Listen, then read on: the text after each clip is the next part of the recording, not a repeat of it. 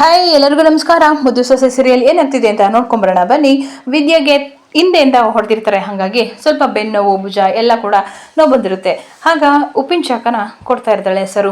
ಏನಕ್ಕ ಇದು ಹೆಂಗೆ ಏಟಾಯಿತು, ನೀನು ನೆಡ್ಕೊಂಡು ಬರ್ತಿದ್ದೆ ಅಲ್ವಾ ಅಂತ ಹೇಳ್ತಾರೆ. ಆಗ ವಿದ್ಯೆಗೆ ನೆನಪಾಗುತ್ತೆ, ಹೌದು ನಾನು ನೆಡ್ಕೊಂಡು ಬರ್ತಿದ್ದೆ ಅಲ್ವಾ, ಜೋರಾಗಿ ಕೂಕೊಂಡು ಬರ್ತಾ ಇದ್ದೆ, ಅದು ಹೆಂಗೆ ಬಿದ್ದೋದೆ ಅಂತ ನನಗೂ ಗೊತ್ತಾಗಲಿಲ್ಲ ಅಂತ ಹೇಳ್ತಾರೆ.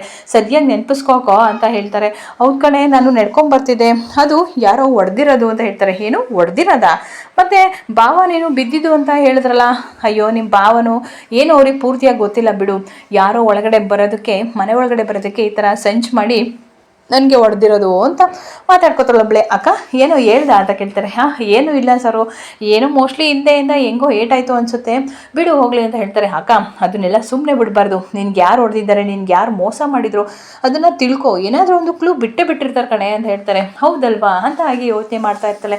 ಇಲ್ಲ ಕಣೆ ಸರು, ನಾನು ಎಷ್ಟು ಸಲ ನೆನೆಸ್ಕೊಂಡ್ರು ಕೂಡ ಏನು ಕೂಡ ನೆನ್ಪರ್ತಾ ಇಲ್ಲ, ಏನು ಕ್ಲೂನು ಗೊತ್ತಾಗ್ತಿಲ್ಲ, ಆದರೆ ಅವ್ರ ಬಂಡವಾಳನ ನಾನು ಒಂದಲ್ಲ ಒಂದಿನ ಬಿಚ್ಚಿಟ್ಟೇ ಇಡ್ತೀನಿ ಅಂತ ಹೇಳ್ತಾರೆ. ಹೌದು ಕಣೆ ಅಕ್ಕ, ನೀನು ಹಿಂದೆ ಬಂದು ಹೊಡೆದಿರೋರಿಗೆ ಸರಿಯಾಗಿ ಬುದ್ಧಿನ ಕಲಿಸ್ಬೇಕು ಕಣೆ, ಅವ್ರನ್ನ ಹಿಂಗೆ ಬಿಟ್ಟರೆ ನಮ್ಮನ್ನು ತುಳಿಯೋಕ್ಕೂ ಕೂಡ ಅವರು ಹಿಂದೆ ಮುಂದೆ ನೋಡಲ್ಲ ಅಂತ ಹೇಳ್ತಾರೆ. ಸರಿ ಬಿಡು, ಹಿಂದಿ ಸರು ನೋಡ್ಕೋತೀನಿ ಬಿಡು ಅಂತ ಹೇಳ್ತಾರೆ. ಸ್ವಲ್ಪ ನಿಧಾನ ಗಮಕೆ ಅಂತ ಹೇಳ್ತಾರೆ. ಅಯ್ಯೋರಮ್ಮ, ಅಲ್ಲಿ ನೋವು ಇರೋದಕ್ಕೆ ತಾನೇ ನೋವಾಗ್ತಿರೋದು ಅಂತ ಹೇಳಿ ಹಾಗೆ ಶಾಖೆ ಕೊಡ್ತಾ ಇರ್ತಾಳೆ. ಇನ್ನೊಂದು ಕಡೆ ಚಿತ್ರ ಕನ್ನಡ ನೋಡ್ಕೊಂಡು ತುಂಬ ನಗಾಡ್ತಿರ್ತಾರೆ. ಹಬ್ಬ ಒಡವೆ ಹಾಕ್ಕೊಂಡ್ರೆ ಸ್ವಲ್ಪ ಸಮಾಧಾನ ಆಗೋದು ಕಣವ ಅಂತ ಹೇಳ್ತಾರೆ. ಆಗ ಏನಮ್ಮ ಇಷ್ಟೊಂದು ನಗಾಡ್ತಿದ್ಯಾ ಅಂತ ಈಶ್ವರಿನ ನಗಾಡ್ತಿರ್ತಾರೆ. ಏನು ಭಾರಿ ದೊಡ್ಡದಾಗಿ ಯಾರಿಗೋ ಸ್ಕೆಚ್ ಆಗ್ತಂಗಿದೆ ಅಂತ ಹೇಳ್ತಾಳೆ. ಹೌದು, ನೀನು ಯಾರಿಗಾರು ಸ್ಕೆಚ್ ಹಾಕೋದಿದ್ರೆ ಮಾತ್ರ ಇಷ್ಟೊಂದು ಖುಷಿಯಾಗಿರೋದು ಅಂತ ಹೇಳ್ತಾರೆ. ಹೌದು ಕರೆಕ್ಟಾಗಿ ಹೇಳಿದೆ, ಯಾರಿಗೋ ಒಬ್ರಿಗೆ ಗುಂಡಿ ತೋಡ್ತಾ ಇದ್ದೀನಿ, ಆ ಶಿವರಾಮೇಗೌಡನ ಆದಷ್ಟು ಬೇಗ ಗುಂಡಿಗೆ ಬೀಳ್ಸೋಣ ಅಂತ ನಾನೇ ಅನ್ಕೋತಿದ್ದೆ.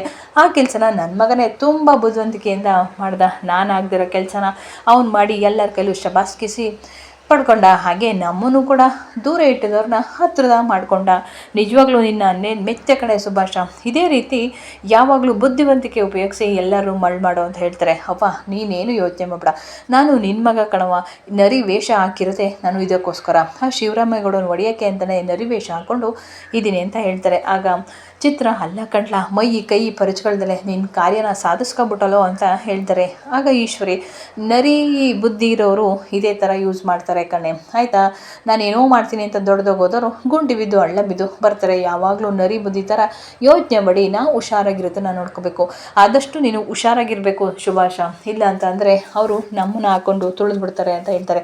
ಇಲ್ಲ ಕಂದ್ಬಿಡವ, ಇನ್ಮೇಲೆ ಈ ಸುಭಾಷನ ಬಂಡವಾಳ ಏನು ಅನ್ನೋದು ನಿಮ್ಮೆಲ್ರಿಗೂ ಕೂಡ ಗೊತ್ತಾಗುತ್ತೆ, ಹೆಂಗೆ ಅವ್ರು ಎಲ್ಲರೂ ಕೂಡ ಕೋಲ್ತೀನಿ ಅನ್ನೋದನ್ನ ನೋಡ್ತಾ ಇರಿ ಅಂತ ಹೇಳ್ತಾರೆ. ಇನ್ನೊಂದು ಕಡೆ ಭದ್ರ ಬರ್ತಾರೆ. ಓಹೋ ಏನೋ ಮಾಡ್ತಾಯಿದ್ದೀರಾ ಅಂತ ಹೇಳ್ತಾರೆ. ನಿಮಗೇನೋ ಅವೆಲ್ಲ ಕಟ್ಕೊಂಡು ಅಂತ ವಿದ್ಯೆ ಹೇಳ್ತಾರೆ.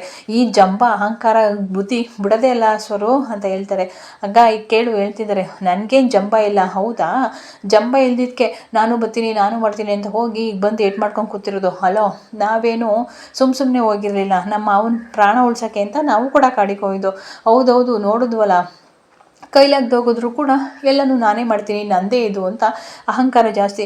ನಾನು ಯಾವಾಗಲೂ ನಂದೇ ನಾನೇ ಅಂತ ನಾನೇನು ಹೇಳ್ಕೊಂಬರಲ್ಲ, ಗೊತ್ತಾಯ್ತಾ ಅಂತ ಹೇಳ್ಬಿಟ್ಟು ಇಬ್ಬರು ಕೋಳಿ ಜಗಳ ಆಡ್ತಾರೆ. ಆಗ ಸರು, ಅದು ಯಾಕೆ ಇಬ್ಬರು ಕೋಳಿ ಜಗಳ ಆಡಿರಿ, ಯಾಕೆ ಹಿಂಗೆ ಆಡ್ತೀರಾ ಇಬ್ಬರು ಅಂತ ಹೇಳ್ತಾರೆ. ಅಯ್ಯೋ ಅಕ್ಕ, ನಿಂಗೆ ಇಷ್ಟೊಂದು ಕೋಪ ಯಾಕೆ, ಸುಮ್ಮನಿರೆ, ಸ್ವಲ್ಪ ಭಾವ ಏನು ಮಾಡಿದ್ದಾರೆ ಪಾಪ, ನಿನ್ನ ಮೇಲೆ ಪಿರುತಿ ಇರೋದಕ್ಕೆ ಕಣೆ ಅವಳ ಜೊತೆ ಜಗಳ ಆಡೋದು. ಹೌದೌದು, ಪಿರುತಿ ಇರೋದಕ್ಕೆ ಇಷ್ಟೊಂದು ಜಗಳ ಆಡ್ತಾರಾ, ಏನಿಲ್ಲ ಸುಳ್ಳು ಬಿಡು ಅಂತ ಹೇಳ್ತಾರೆ. ಇನ್ನೊಂದು ಕಡೆ ಶಿವರಾಮೇಗೌಡರು ಮಾತಾಡ್ಸೋಕ್ಕೆ ಅಂತ ಹೇಳ್ಬಿಟ್ಟು MLA ಆಗಿ ಅವ್ರ ಪಾರ್ಟಿ ಮುಖಂಡರು ಎಲ್ಲರೂ ಕೂಡ ಬಂದಿರ್ತಾರೆ. ಅದರಲ್ಲಿ ಸಂಪತ್ ಕುಮಾರ್ ಅನ್ನೋನು ಕೂಡ ಮನೆಗೆ ಬಂದಿರ್ತಾನೆ. ಹಾಗೆಲ್ಲರೂ ಕೂಡ ಶಿವರಾಮೇಗೌಡರನ್ನ ಆರೋಗ್ಯನ ವಿಚಾರಿಸ್ತಿರ್ತಾರೆ. ನಿಜವಾಗ್ಲೂ ಅಲ್ಲಿಂದ ನೀವು ಪಾರಾಗಿ ಬಂದಿದ್ದೆ ಒಂದು ದೊಡ್ಡ ಅದ್ಭುತ ಅಂತ ಮಾತಾಡ್ತಿರ್ತಾರೆ. ಅದೇ ಟೈಮ್ಗೆ ಸಂಪತ್ ಕುಮಾರ್ ಅನ್ನೋನು, ಹೌದು ನನಗಿಂತ ಹಿಂದೆ ಬಂದು ಅವನಿಗಿಂತ ಚೆನ್ನಾಗಿ ಹೆಸರು ಮಾಡಿರೋನು ನಾನು, ಆದರೂ ಕೂಡ ಇವನು ಒಂದೇ ಏಟಿಗೆ MLA ಆಗಿ ಊರಿನ ಜನರೆಲ್ಲನೂ ಕೂಡ ಅವನ ಕೈವಶ ಮಾಡಿಕೊಂಡು ಮೆರಿತಿದ್ದಾನೆ ಅಂತ ಒಳ್ಳೊಳಗೆ ಮಾತಾಡ್ಕೋತಾ ಇರ್ತಾನೆ. ಹಾಗೆ ಏನು ಸಂಪತ್, ನಿನಗೂ ನನಗೂ ಇಷ್ಟು ವರ್ಷದಿಂದ ಪರಿಚಯ ಇದ್ದರು, ನಮ್ಮ ಗಂಡ್ರೆ ನಿಮ್ಗಾಗಲ್ಲ, ನಿಮ್ಮ ಗಂಡ್ರೆ ನನಗಾಗಲ್ಲ, ಇಷ್ಟು ದೂರ ಬಂದಿದ್ರೆ ನಾನು ನೋಡೋಕ್ಕೆ ತುಂಬ ಖುಷಿ ಆಯಿತು ಅಂತ ಹೇಳ್ತಾರೆ.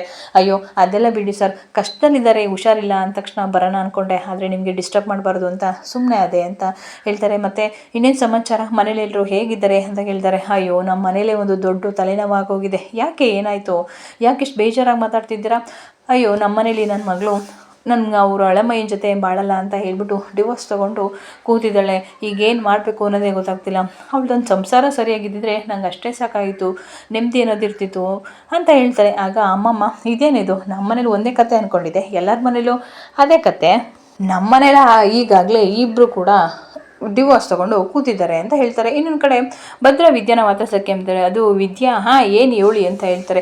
ನಿಜವಾಗ್ಲೂ ನೀನು ಮಾಡಿರೋ ಸಹಾಯ ನಮ್ಮ ಕುಟುಂಬಕ್ಕೆ ಅಪಾರವಾದದ್ದು. ನೀವು ಮತ್ತು ನಿಮ್ಮ ಆಸ್ಪತ್ರೆಯವರು ಇರಲಿಲ್ಲ ಅಂತಂದರೆ ನಮ್ಮ ಕುಟುಂಬದವ್ರನ್ನ ಉಳಿಸ್ಕೊಳಕ್ಕಾಗ್ತಿಲ್ಲ. ಸ್ಯಾನೆ ಟ್ಯಾಂಕ್ಸ್ ಅಂತ ಹೇಳಕ್ಕೆ ಬಂದೆ ಅಂತ ಹೇಳ್ತಾರೆ. ಇರಲಿ ಬಿಡಿ, ಅಷ್ಟಕ್ಕೆಲ್ಲ ಯಾಕೆ ಟ್ಯಾಂಕ್ಸ್ ಹೇಳ್ತೀರಾ ಅಂತ ಹೇಳ್ತಾರೆ. ಆಗ ಇನ್ನೊಂದು ಕಡೆ ಸಂಪತ್ ಕುಮಾರ್ ಅವರು ಹಾಗೆ ಒಂದು ನನ್ನ ಮೇಲಿರುವಂಥ ದೊಡ್ಡ ತಲೆಬರನ ಇಳಿಸಿಗೌಡ್ರೆ ಅಂತ ಹೇಳ್ತಾರೆ. ಏನು ಅಂತ ಹೇಳಿದಾಗ, ನನ್ನ ಮಗಳಿಗೆ ಎಲ್ಲಾದರೂ ಒಂದು ಒಳ್ಳೆ ಗಂಡಿದ್ರೆ ಹೇಳಿಗೌಡ್ರೆ ಆದಷ್ಟು ಬೇಗ ಮದುವೆ ಮಾಡಬೇಕು. ಯಾರಾದರೂ ಸರಿ, ಬಡವನಾದರೂ ಪರವಾಗಿಲ್ಲ, ಎರಡನೇ ಮದುವೆಗೆ ಒಪ್ಕೊಂಡ್ರೆ ಸಾಕು, ಅವ್ನು ಚೆನ್ನಾಗಿ ನೋಡ್ಕೊಂಡ್ರೆ ಸಾಕು, ಅವನ ಹತ್ರ ಏನಿಲ್ಲದವರು ಪರವಾಗಿಲ್ಲ, ನಾನು ಅವನ್ನ ನೋಡ್ಕೋತೀನಿ ಅಂತ ಹೇಳ್ತಾರೆ. ಅದನ್ನು ಕೇಳಿಸ್ಕೊಂಡು ಚಿತ್ರ ಮತ್ತು ಈಶ್ವರಿ ಇಬ್ಬರು ಕೂಡ ತಲೆಯಲ್ಲೇನೋ ಹಾಗೆ ಯೋಚನೆ ಮಾಡ್ತಾ ಇರ್ತಾರೆ. ಅಂದರೆ ಅಲ್ಲಿಗೆ ಶುಭಾಶನ್ ತಗೊಬರ್ಬೋದಲ್ಲ ಅಂತ ಅವ್ರ ಪ್ಲಾನ್ ಆಗಿರುತ್ತೆ. ದಯವಿಟ್ಟು ಯಾರಾದರೂ ಇದ್ದರೆ ಹೇಳಿ ಗೌಡ್ರೆ ಅಂತ ಸಂಪತ್ ಕುಮಾರ್ ಅವರು ಹೇಳ್ತಾರೆ. ನಾವಿನ್ನು ಹೊರಡ್ತೀವಿ ಅಂತ ಹೇಳ್ಬಿಟ್ಟು ಅಲ್ಲಿಂದ ಹೊರಡ್ತಾರೆ. ಸಾವಿತ್ರಿ ಬೇಜಾರು ಮಾಡ್ಕೊಂಡು, ಅಯ್ಯೋ ಅಕ್ಕ ಅಣ್ಣ ನೀನು ಎಷ್ಟು ಜನ ನೋಡೋಕೆ ಬರ್ತಾರೆ, ನನಗಂತೂ ಅವ್ರಿಗೆ ಹೇಳಿ ಸಾಕಾಗೋಯ್ತು ಅಂತ ಹೇಳ್ತಾರೆ. ಆಗ ಅಮ್ಮಮ್ಮ, ನಿನಗೆ ನಾವೆಲ್ಲ ಕಟ್ಕೊಂಡು ಅವನು ಈ ರಾಜ್ಯದ ಮುಖ್ಯಮಂತ್ರಿ ಆದಮೇಲೆ ಸಾವಿರಾರು ಜನ ಬರ್ತಿರ್ತಾರೆ, ನಿನ್ಗೆ ಆಗಲ್ಲ ಅಂತಂದರೆ ಹೋಗು ಮಲ್ಕೋ ಹೋಗು ಅಂತ ಹೇಳ್ತಾರೆ. ಅಯ್ಯೋ ಸರಿ ಬಿಡೋಣ, ನಾನು ನಿನಗೆ ಹೇಳಕ್ಕೆ ಬಂದಲ್ಲ, ಆಯಿತು ಬಿಡು ಅಂತ ಹೇಳ್ಬಿಟ್ಟು ಅಲ್ಲಿಂದ ವಿನಂತಿ ಮತ್ತು ಸಾವಿತ್ರಿ ಇಬ್ಬರು ಕೂಡ ಅಲ್ಲಿಂದ ಹೋಗ್ತಾರೆ. ಆಗ ಅಮ್ಮಮ್ಮ ಶಿವರಾಮ ಹೋಗು, ನಿನಗೆ ಸಾಕಾಗಿದೆ, ಹೋಗ್ಬಿಟ್ಟು ರೆಸ್ಟ್ ಮಾಡೋಗು ಸ್ವಲ್ಪ ಹೊತ್ತು, ಆಮೇಲೆ ಯಾರಾದರೂ ಬಂದಾಗ ಎದ್ದು ಬರೀವಂತೆ ಹೇಳ್ತಾರೆ. ಸರಿ ಕಣಮ್ಮ ಆಯಿತು ಅಂತ ಹೇಳ್ಬಿಟ್ಟು ಅಲ್ಲಿಂದ ಹೋಗ್ತಾರೆ. ಆಗ ಈಶ್ವರಿಗೆ ಒಂದು ಪ್ಲ್ಯಾನ್ ಉಳಿಯುತ್ತೆ. ಆಗ ಏನು ಯೋಚನೆ ಮಾಡ್ತಿದ್ಯಾ ಅಂತ ಹೇಳ್ತಾರೆ. ಈಗ ಬಂದಿದ್ರಲ್ಲೇ ಆ ಸಂಪತ್ ಕುಮಾರು ಅವರು ಏನಂದ್ರು, ತನ್ನ ಮಗಳಿಗೆ ಗಂಡು ಹುಡುಕ್ತಿದ್ವಿ ಅಂತ ಹೇಳಿದ್ರು. ಆ ಗಂಡು ನಮ್ಮ ಸುಭಾಷ ಯಾಕಾಗಿರಬಾರ್ದು ಅಂತ ಹೇಳ್ತಾರೆ. ಹ್ಞೂ ಕಣವ, ಅದು ಒಳ್ಳೆ ಕೆಲಸನೇ, ಹೆಂಗಿದ್ರು ಬೇಡ ಅಂತ ಡಿವೋರ್ಸ್ ಆಗಿದೆ, ಅಲ್ಲಿ ನನ್ನ ಮಗ ಹೋದರೆ ಸೂಪರ್ ಇರ್ತದೆ ಬಿಡು ಅಂತ ಮಾತಾಡ್ತಿರ್ತಾರೆ. ಇನ್ನೊಂದು ಕಡೆ ವಿದ್ಯನ್ ಜೊತೆ ಭದ್ರ ಮಾತಾಡ್ತಾ ಇರ್ತಾನೆ.